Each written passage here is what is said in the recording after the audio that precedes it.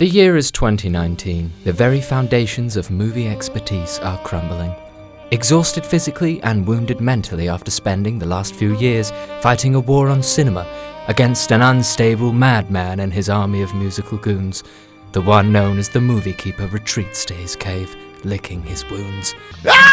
Deep within a vast archive located in Victorville, the keeper of cinema moves to reclaim the vestiges of a once great movie empire. Knowing the art of movies has nearly been wiped clean off the map, he sets a plan in motion, a plan so bold that if it works, could reopen movie expertise to a whole new generation. That man? Greg Turkington, renowned film buff, actor, and film archivist. His mission? The 6th annual Oscar special. After ex-host Timothy Richard Heidecker was excommunicadoed from the On Cinema family, Greg began to find a fellow expert. Little did he realize he would be stumbling upon a true diamond in the rough. Enter Rafael Torres. Movie entertainment and celeb buff, the purveyor of #Positive Hollywood News, a beacon of light in this dark, dark world. The Turkington-Torres combination instantly proved to be a winning one, with fans being treated to their online chemistry. With the ball firmly rolling, the 6th annual Oscar special looked set to be one to remember. Finally, with not one, but 2 buffs in the driver's and passenger seat respectively, the duo was set to take the franchise to dizzying heights. What could possibly go wrong? Throughout the night, Rafael kept viewers engaged with his expert insights into Hollywood, posing intriguing questions via Twitter polls. His winning mix of charisma and knowledge proved a refreshing change of pace for the flagging movie review franchise, despite Turkington, whose brain has been clearly ravaged by years of abuse at the hands of Heidecker, attempting to derail the night at every opportunity with his boorish and outdated analysis.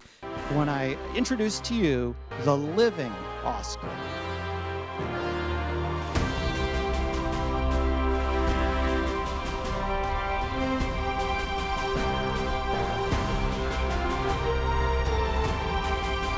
Greg Turkington exploits men in comas. Odd, just really odd. Despite a few hiccups, masterfully recovered by the mensch that is Torres, disaster struck.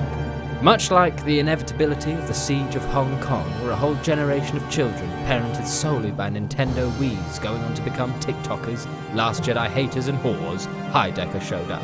And this time, it was personal. What happened next is difficult to comprehend, but we will let the footage speak for itself. Warning. What you are about to see is upsetting, particularly if you value the lives of entertainment journalists and expert hosts, which we will remind you is a skill. Pepper spray. Oh, cool. I don't want to use it, but I am here. I have an emergency announcement to make, and I do not want to hurt anybody, okay? I want to bring things back to the way they were, and this is a legal document. Anybody wants to come up and read it, they can read it, okay?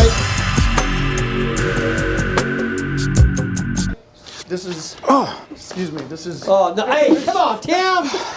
Okay, Greg, come here. Get over here. Folks, we are live.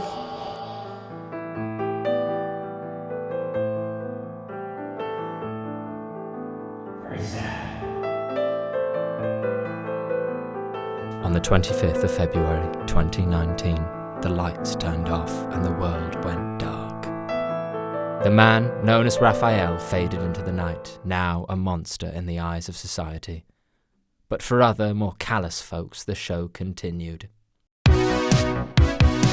Jack Palance, can you tell us about this? Geez, Jack Palance, terrific guy. He was like A man, blinded by expertise and his newfound host status, kept the cameras rolling, only to forget Raphael's very involvement and use his power to silence the people around him, most notably of whom being Hollywood legend Joe Estevez. In this chilling clip, we see Turkington completely invalidate Estevez for starring in a film made for TV. Dad to me almost. We did a film called The Hatfields McCoys, and it was that was a made-for-TV film though.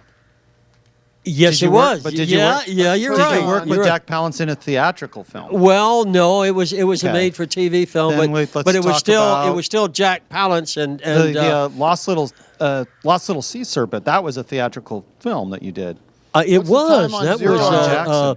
Donald G. Jackson. That film you just mentioned. Neglect wasn't the only abuse that Raphael was forced to endure, much in the same way fledgling lovers will often overlook glaring red flags in the vain hope of creating everlasting love. The Turkington-Torres combination was cracking, and earlier than one might have expected. Any true fan will know Torres goes by Raphael.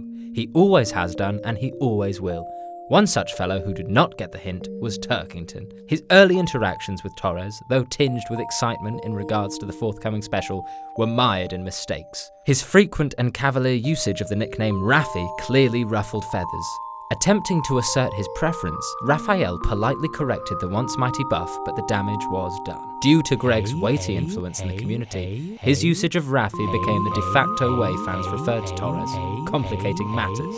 With the variations on the name Raffy now beginning to trickle in, it would predict Raphael's frosty reception to the on-cinema family. Hey, Raffy.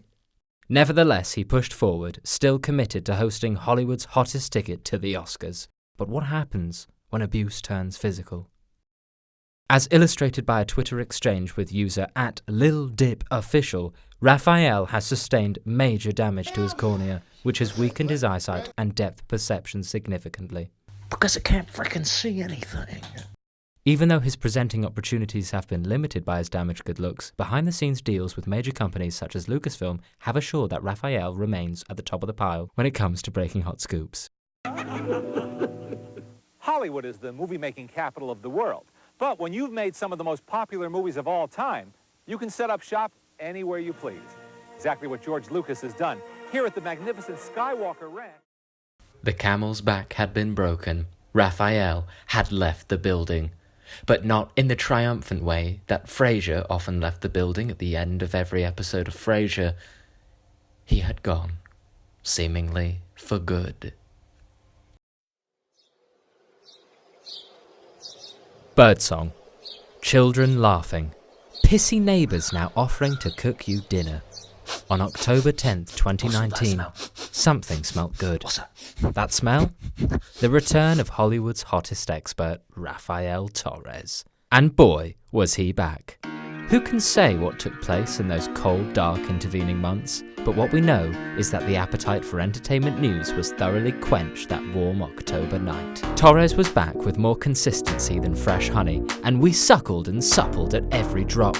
Some say Torres traded his soul for expertise, music, politics, culture, and of course, movies. No stone unturned and no pot unstirred. For that was the day #Raficianados were born, the day that the world got just a little bit brighter. Raphael, now with a new lease on life, began to entertain his legion of fans with musings on J-Lo as Batman, Taylor Swift award buzz, and Anna Faris engagement rumours. After a week back at the top of his craft, speculation began to mount as rumours began to circulate concerning Raphael nabbing the coveted 2020 Oscar hosting job, which famously suffered this year due to producers being unable to find anyone better than homophobe Kevin Hart. Lastly, Torres has hinted at an ongoing legal battle in regards to the events that occurred that fateful evening back in February. But not all hope is lost. Could love be on the horizon for Torres? Only time will tell.